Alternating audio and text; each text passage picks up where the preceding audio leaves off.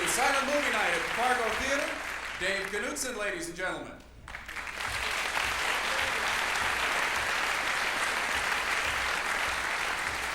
Usually Dave's up there threading the projector, but he's got his Barry Manilow suit on tonight, and he is going to be entertaining you for a couple of more tunes. What do you think of that new lobby? You saw it, right?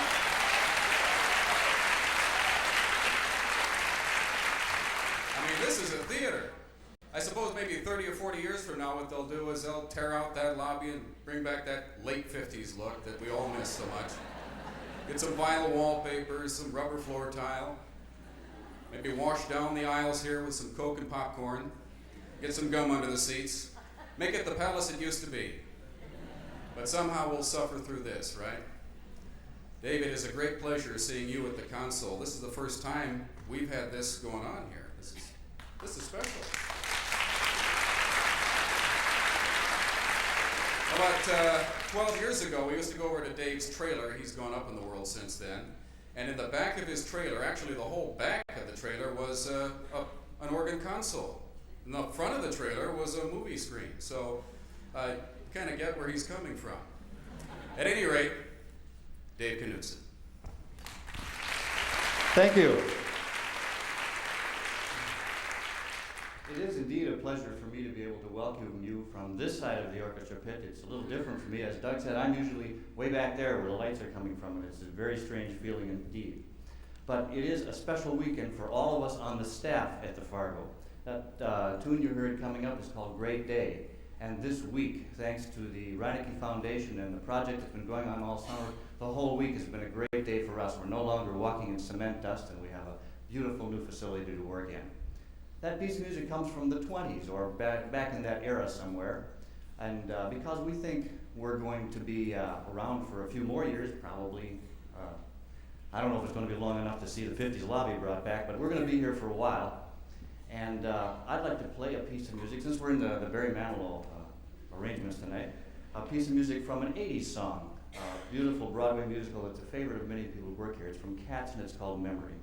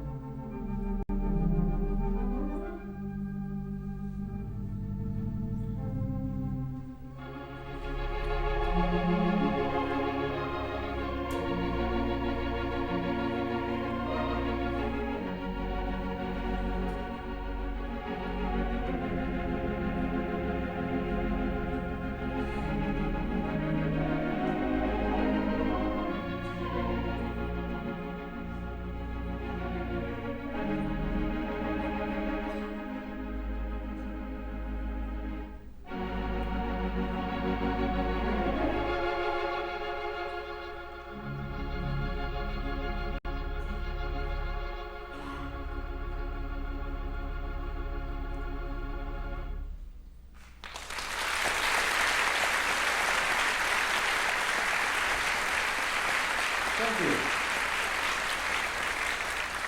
We'd like to move into something a little different now. As you know, we've been digging a lot of holes in the basement. This one happened in January, but we've been working the other end of the building, and sometimes you find some really surprising things. And out of the old film vaults, a look at film at the turn of the century. Now, also at the turn of the century, we might have found in the audience ladies who wore large hats. I mean, large hats. And D.W. Griffith, the filmmaker of the period, made a little movie that tried to remind patrons in a very kind way that perhaps it was a problem for some of the other people in the theater. So we'd like to show you that little film right now.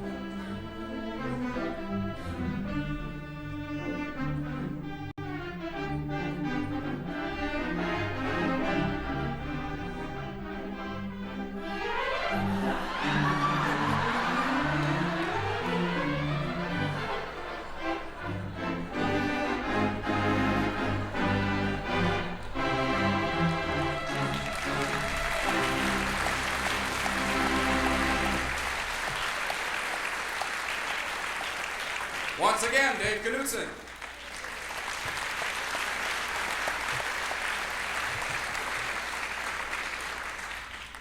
Now, this theater has had a rich history. This is maybe one of its richest moments. That is this refurbishing of the lobby, and the main theater is certainly nothing to sneeze at either. It was not that long ago. I remember my father drove Gary Follett and me down here to watch, I think it was one of the earliest James Bond movies, Dr. No or something like that, about 25 years ago.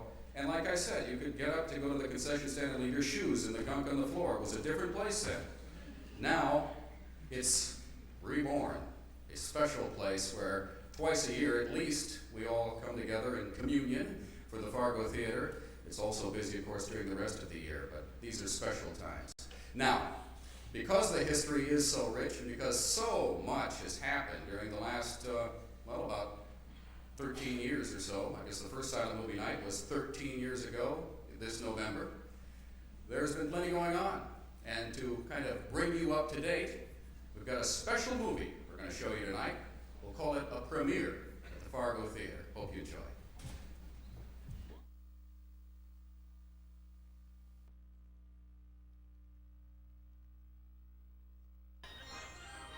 The State, the Isis, the Princess, the Orpheum. All these theaters were here before the Fargo Theatre opened its doors on March 15, 1926. Those houses are gone now, but thanks to the caring of the people in our community, the Fargo Theatre survives as a landmark of a golden age of entertainment. On opening day in 1926, all was excitement and grandeur as Finkelstein and Rubin, operators of the Midwest's largest theater chain at the time, arrived in Fargo to personally supervise the opening of one of their greatest accomplishments, the Fargo Theatre. The construction of the theater took 6 months at a cost of $350,000 in 1926. This new palace of amusement boasted 5,000 light bulbs, 1,300 seats covered in rich Spanish leather, and a new $25,000 mighty Wurlitzer theater pipe organ. Every element of construction was engineered so that any kind of attraction, from vaudeville singles, the mainstay of the Fargo Theatre in its early years, to extensive road shows, could be performed and viewed at the theater in unparalleled class and style. Entertainment on opening day consisted of live acts and the Fargo's premier film. Music was provided by organist Ramon Berry and a live pit orchestra directed by Norm Ostby. Stage acts ranged from King Tut, the champion old-time fiddler, to the highlight of the show, the Old King Cole Revue, with 15 singers, dancers, and comedians. The premier film of the Fargo Theatre was The Man on the Box, starring Sid Chaplin, Charlie Chaplin's brother and former manager.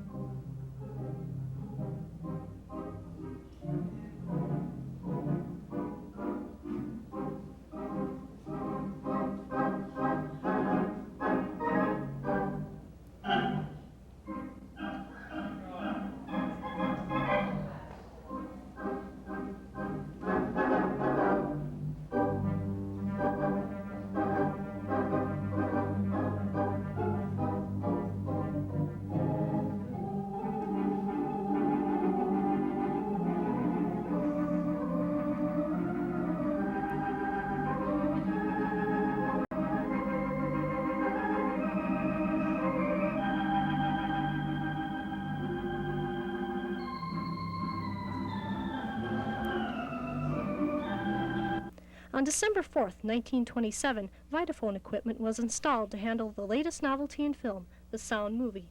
The program of the night featured a number of short subjects complete with sound, from an opera singer to George Jessel. It wasn't until February of 1928 that the Fargo Theatre showed its first all-talking feature, Al Jolson in The Jazz Singer. Sound movies changed the industry. The Depression changed the society. Vaudeville died by 1931, and many theaters across the nation closed forever. But the Fargo Theatre struggled on, always banking on the support of an avid theater-going public. March 27, 1937, a grand day for the Fargo Theatre. After 5 weeks of remodeling, the Fargo revealed its new look to the public. Discarding the Baroque and Renaissance style that the theater had before, architect Jack Liebenberg created the vision that people think of whenever they are asked what a movie theater should look like, the Deco and Art Moderne look. The auditorium is large, with sweeping lines on walls and ceiling that gently carry the eyes of the audience to the great screen behind the golden curtain. Light radiates from the structure itself. The instruments, oddly warm neon blue and cool incandescent red, are built directly into the house. Liebenberg installed a dimmer system to control the level of brightness in the auditorium, new to theaters of the day. In the mezzanine, shimmering mirrors overlook the lobby with its African mahogany veneers and shades, at the time, of coral, amber, yellow, and white. Audiences flocked to the Fargo Theatre that afternoon of March 27th when the house reopened with Swing High, Swing Low, starring Carole Lombard and Fred McMurray. To keep people coming through the 40s, the theater used a combination of movies and live performances. Pictures shown included The Philadelphia Story and None But the Lonely Heart, and live performances from Boris Karloff in a different role for him in the comedy Arsenic and Old Lace, to the ballet The Merry Widow and the opera La Traviata in the late 1940s. Yet, change was inevitable. In the 50s, it was a combination of things that changed the lifestyle of the people. The sprawl into suburbia, and the box in the living room, the television, broadcasting shows such as Toast of the Town and I Love Lucy. Television competed with the movies for the hearts and eyes of the public. The movies responded with more realism, cinemascope, 3D, and more realistic interpretations of life. In 1952, another facelift for the theater, this time to a homey atmosphere, including closing off the 2-story lobby, which has now been restored, to install a living room-type lounge, complete with sofas and an artificial fireplace. Through the late 50s and 60s, the movie business nationwide dwindled. For a time, the future of the Fargo Theatre was uncertain. But in 1973, the concern for preserving the theater began. In that year, Lance Johnson, of the Johnson Organ Company, arranged with the managers of the Fargo Theatre to repair and restore the mighty Wurlitzer pipe organ, which had sat unused since 1948 amongst a litter of popcorn shells, candy wrappers, and dust. With the help of Dave Knudtson, now manager of the Fargo, Johnson began the restoration. The project soon attracted more volunteers, friends who in one way or another became attached to the theater and dreamed that it would once again serve the community in all its splendor. The Red River chapter of the American Theater Organ Society, ATOS, put in countless hours working up to the first silent movie night in 1974. Their goal was to show silent movies at the Fargo again, just as thousands had enjoyed them in the 1920s. That first night, 200 people were turned away from a packed house to see a Harold Lloyd comedy, organ solos, and an old-fashioned sing-along. It was a delightful evening, a success that has been repeated twice a year since. In 1976, the incomparable Hildegarde returned to the organ to work her magic on the mighty Wurlitzer. In 1978, the greatest silent screen actress ever, Lillian Gish, appeared at the Fargo Theatre to talk about her career and introduce one of her most successful features, Way Down East. Then in 1981, and again in April of 1986, Colleen Moore, voted the most popular actress of the late 1920s, came to the audiences with her quick wit, casual poise, and her incredible stories of the movie-making of years ago. In the mid-1980s, the Cinema Entertainment Corporation donated the theater fixtures to the ATOS. Shortly thereafter, the Fargo Theater Management Corporation was founded, and the acquisition and restoration projects began in earnest. In the Fargo Theater's most recent history, the changes that have been made are extraordinary. As part of a massive Save the Fargo fundraising campaign, a telethon was held that raised $80,000 towards retiring building debt and towards the restoration of the theater to the Art Moderne style so popular in the 1930s. The restoration of the lobby is now complete, and other innovations have been added to the theater. An orchestra pit has been installed, and a hydraulic lift raises the mighty Wurlitzer from the floor so that all may behold the opulence of this magnificent organ. The projection booth contains an intricate soundboard to enhance the sound quality of productions at the Fargo. Live performances, such as plays and concerts, are still popular at the theater, and the stage, backstage area, and dressing rooms serve as perfect accommodations for performers who bring their talents to appreciative audiences. Much has been accomplished at the Fargo Theater, yet other renovations are planned. A hydraulic lift for the full orchestra pit floor is planned. The organ grills are on the agenda for complete restoration, and re-rigging is planned for the fly loft. In the projection booth, state-of-the-art projection equipment and a theatrical lighting system run by computer will be installed. All these changes in appearance and technology to the theater, all made to combine the architecture and grandeur of the 30s with the technology of the 80s to better serve the public. A blend of two different time periods in one magnificent building, the Fargo Theatre.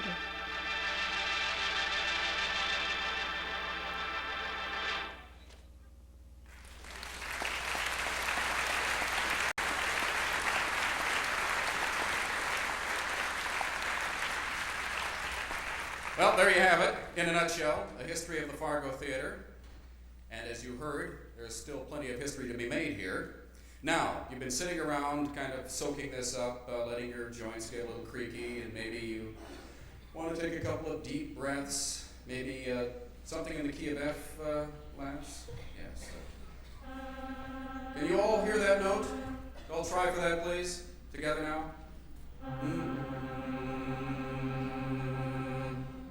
Okay, they're on the note.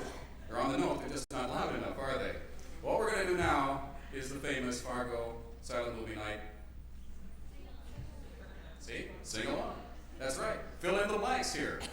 That's what we're going to do. But we're going to do it with MG. That is mucho gusto. So you must sing out. Otherwise, Lance will stop the ball and we'll go right back to the beginning. You got it? Lance Johnson and sing along.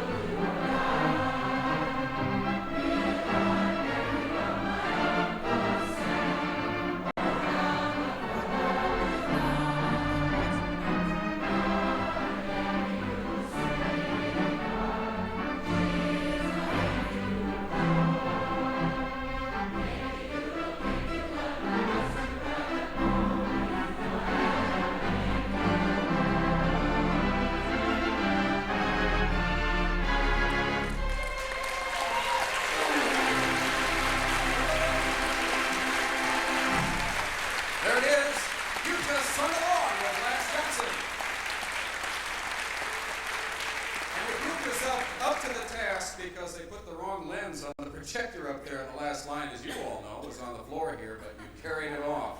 Very good. And you'll be able to pick up your souvenir pressing of tonight's performance in the lobby on your way out this evening. You all sounded great. There was, as a matter of fact, about 60 years ago, a song called Little Red Riding Hood that was banned from the radio, such as it was then. It was the lyrics went like, oh, Little Red Riding Hood, how could you be so very good and still kept the wolf from your door?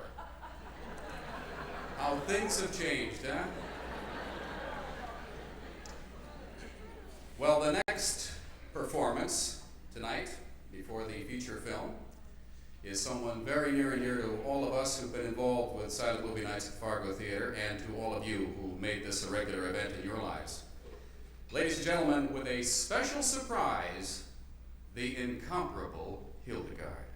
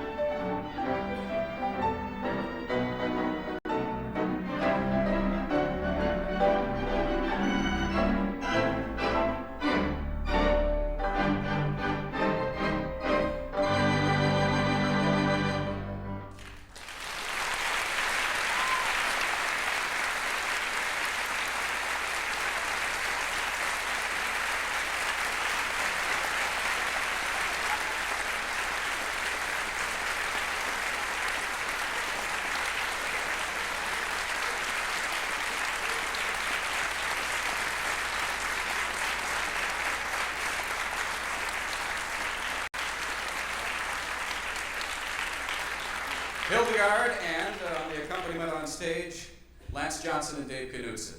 Now, coming up is a part I was stressed that this was probably the most important thing I was going to do tonight. And that is to tell you that this is intermission, your opportunity to go out in the lobby. Remember that song, Let's All Go to the Lobby. We didn't sing that one earlier, but you all remember it. Go to the lobby, buy concessions to support the new Reinecke lobby in the Fargo Theatre, right? You all need a jumbo box of popcorn, a big deal of pop, some candy. Come on back and enjoy the movie. We'll see you in about 15 minutes. Have a nice one.